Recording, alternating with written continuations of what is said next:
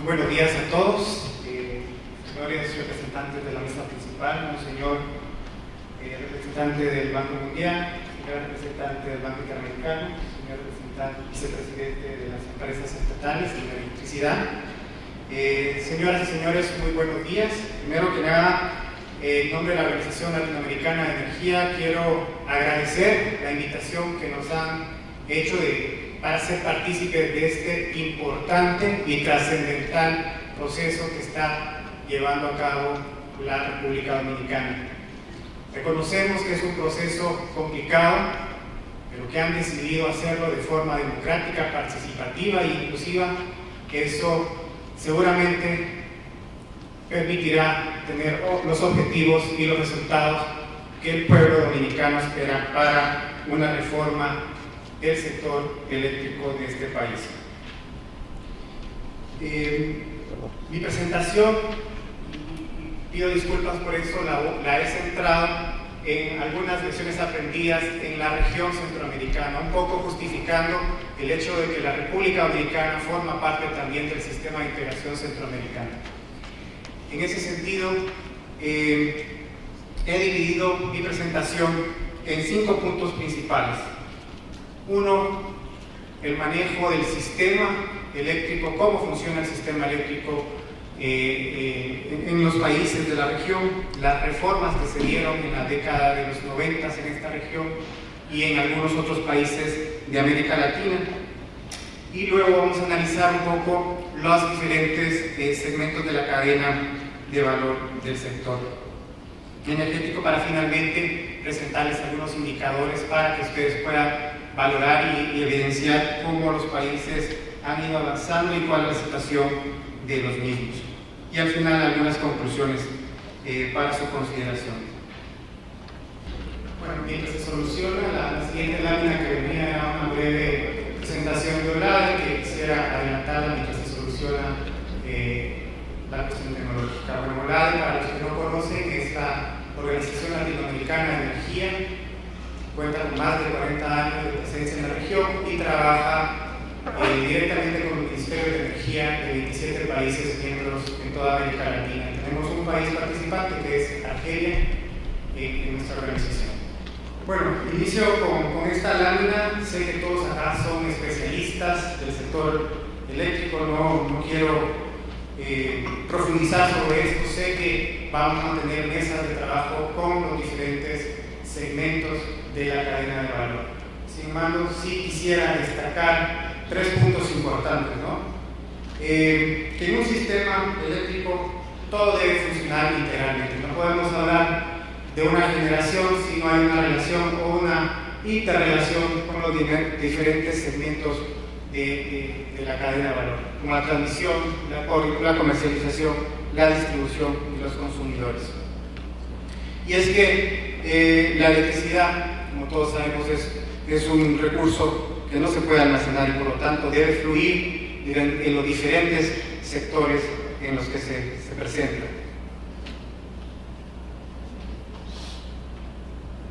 Partiendo un poco de cómo se han dado las reformas en otros países de la región, yo destaco el caso de América Central, que todos empiezan a tener unas reformas en la década de los 90, tomando un poco como ejemplo el caso chileno, ¿no? Que venía ya una década antes con estas reformas.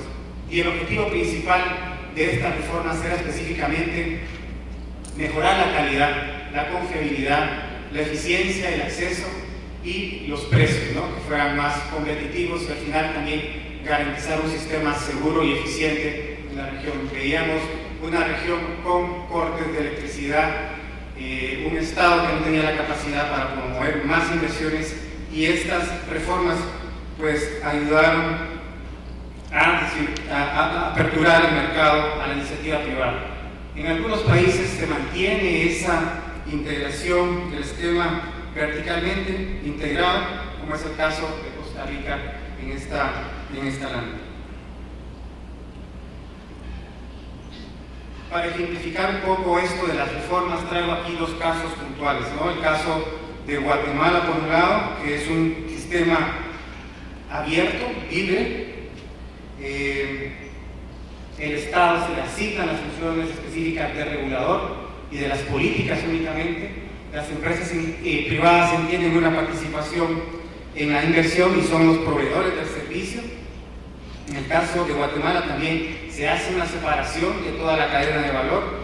Hay 3 empresas que se dedican al tema de la transmisión, sin embargo se conserva dentro de la empresa estatal, la empresa de transmisión y comercialización de energía eléctrica, dentro de la empresa estatal el INDE, un 95% en el sistema de transmisión. También se da apertura a la distribución, se crean 17 empresas distribuidoras, de estas 3 son privadas y el resto son empresas municipales.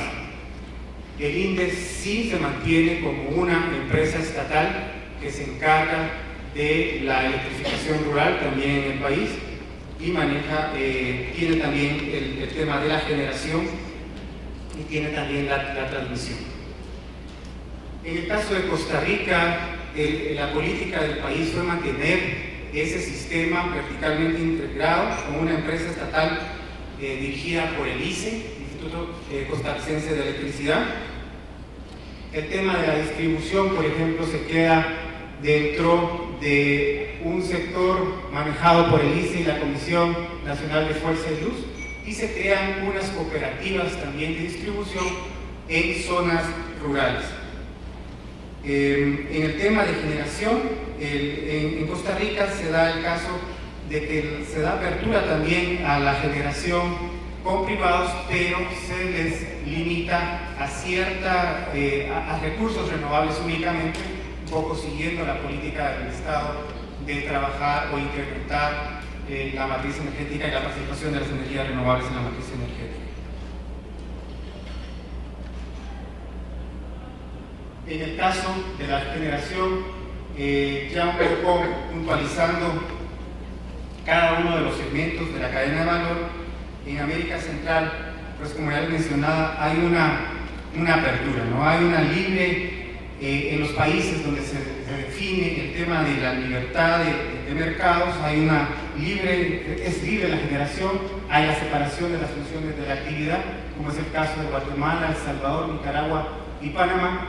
En Honduras se queda un híbrido, no se da totalmente la separación. En esa década de los 90, recientemente, el año pasado, se aprobó una nueva legislación que da esa apertura y liberaliza el sector eléctrico un poco, porque también se han dado cuenta que la administración en la empresa estatal, la empresa hondureña Nacional de Energía Eléctrica de Honduras, ya estaba en una situación tan complicada para poder sostener toda esta cadena de valor.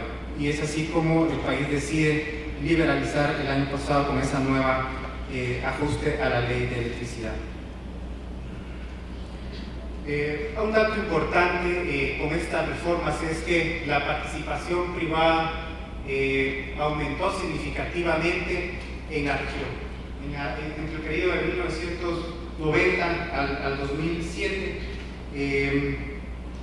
en la mayor parte de los países, el 70% de la participación correspondía ya a privados.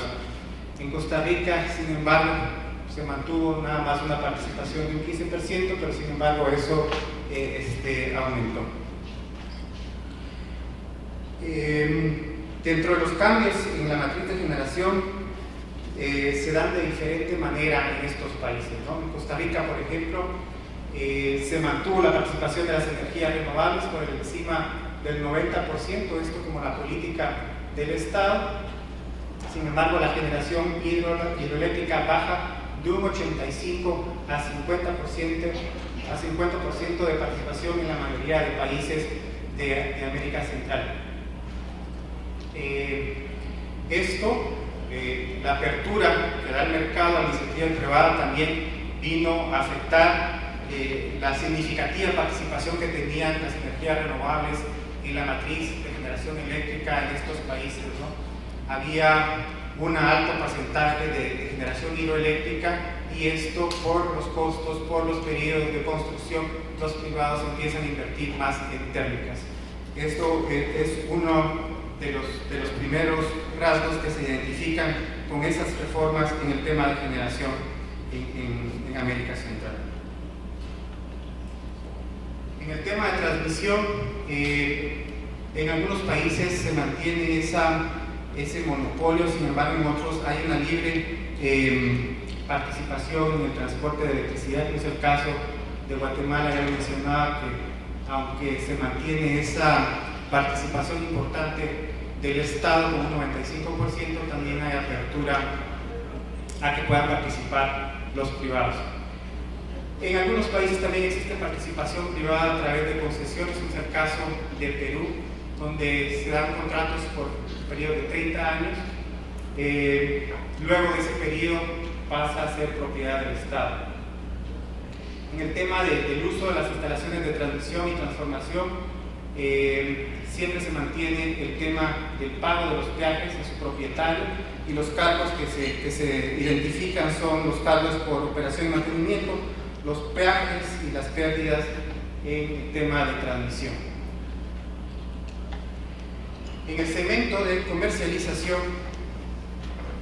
con la apertura también se crean nuevas figuras en los mercados de estos países, ¿no? Hay la creación de la entidad responsable de la administración del mercado mayorista que es el responsable de la administración de las transacciones sobre las potencias, la energía y los servicios. Un poco para ejemplificar el caso de Guatemala, para ser agentes de ese mercado mayorista, la ley define ciertos requisitos que deben de cumplir los que participan en el mercado mayorista.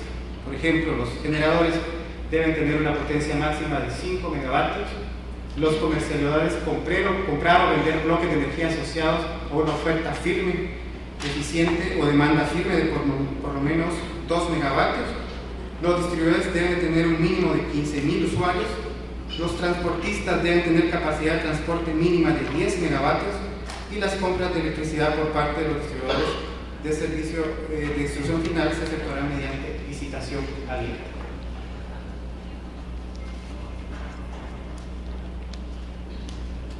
En el tema de distribución, el caso de Guatemala y Panamá, por ejemplo, cualquier consumidor con una demanda pico superior a los 10 kilovatios puede elegir el proveedor de electricidad que requiera o que necesite.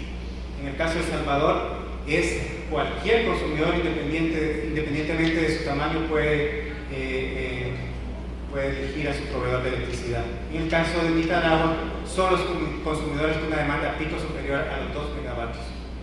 Para el caso de Guatemala, ya les mencionaba que existían 3 empresas privadas que disponen de una zona territorial delimitada, ¿no?, para atender esas zonas, y también las 15 empresas municipales. Hay un dato interesante que se incluye en la legislación, es la obligación de las distribuidoras de cubrir un área de 200 metros cercana a donde tienen su infraestructura energética. Ese es un requisito obligatorio que deben atender las distribuidoras. También se les permite a las distribuidoras la exclusividad del servicio y también les faculta el uso de bienes de dominio público para los temas de construcción, es decir, pueden utilizar derechos de paso, las vías férreas y las vías de comunicación que existen, siempre cumpliendo con las cuestiones ambientales que requiere la ley. En el caso de El Salvador, por ejemplo, en distribución hay un grupo, el grupo AES, que controla casi el 75% del mercado de la distribución en El Salvador. El grupo de Nicaragua, en Nicaragua está dividido en dos empresas, Norte y Sur.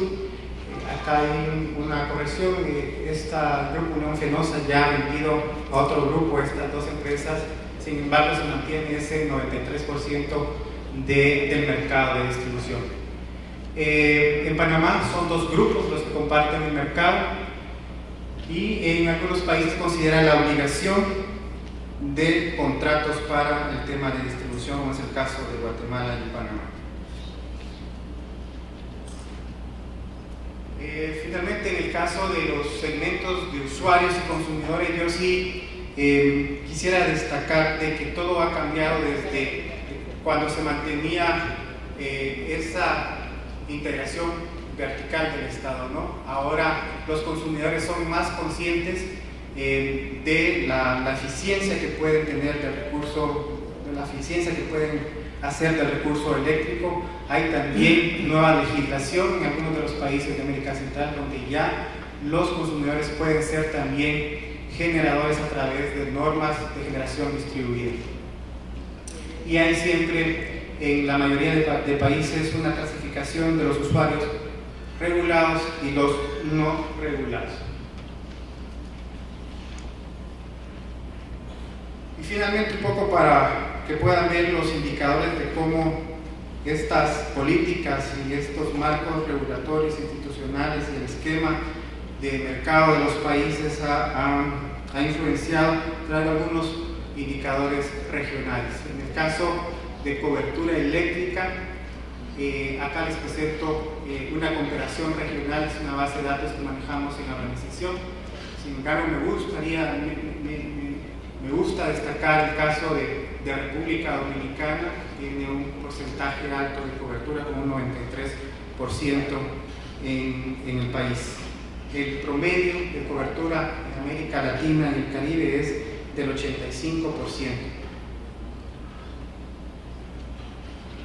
El tema de precios de electricidad en la región también es importante destacar la participación, el caso de República Dominicana, ¿no? Si ustedes ven en esta lámina, las tarifas que disponen para el sector residencial en República Dominicana son bastante competitivas en relación con las que se mantienen en el resto de países.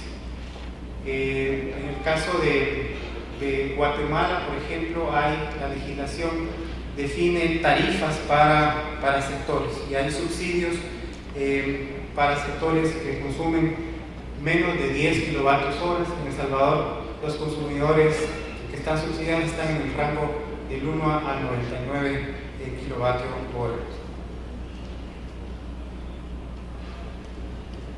En tema de porcentajes de pérdida de electricidad, acá hay una comparación que se da con los países del Caribe, América Latina y República Dominicana. Se destaca el importante porcentaje de pérdidas totales que el país presenta en República Dominicana.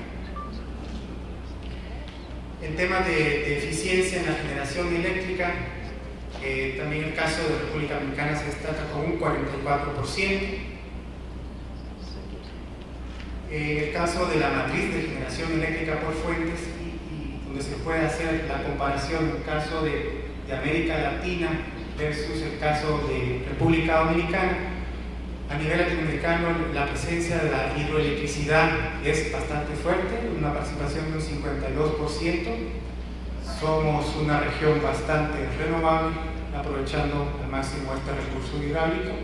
En el caso de República Dominicana hay una diversificación de la matriz de generación eléctrica, sin embargo todavía hay fuerte participación de las térmicas.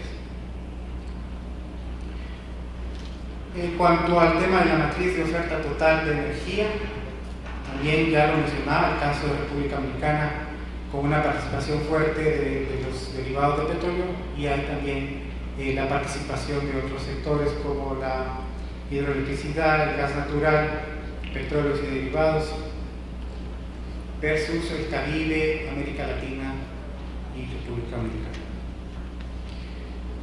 En cuanto a la estructura del consumo final de electricidad, en el caso de República Dominicana versus el Caribe, se mantiene en el caso de República Dominicana una participación importante del sector industrial, el sector residencial con un 31%, el sector comercial y servicios 21%, que más o menos es similar a la mayoría de países en el resto de la región. Bueno, finalmente, como conclusión de esta presentación, sí me gustaría mencionar que todos estos casos, estas experiencias de los países son casos y características específicas de cada país, ¿no? Yo sí resaltaría que cada país es ese país y sus circunstancias. El modelo que puede funcionar en determinado país no necesariamente puede funcionar en otro país, y por lo mismo es importante este proceso que está llevando a cabo el gobierno de la República Dominicana con la participación de todos ustedes. Pensamos y seguramente creemos que va a pasar una mejora en la calidad y la eficiencia del sector en el país. Muchas gracias.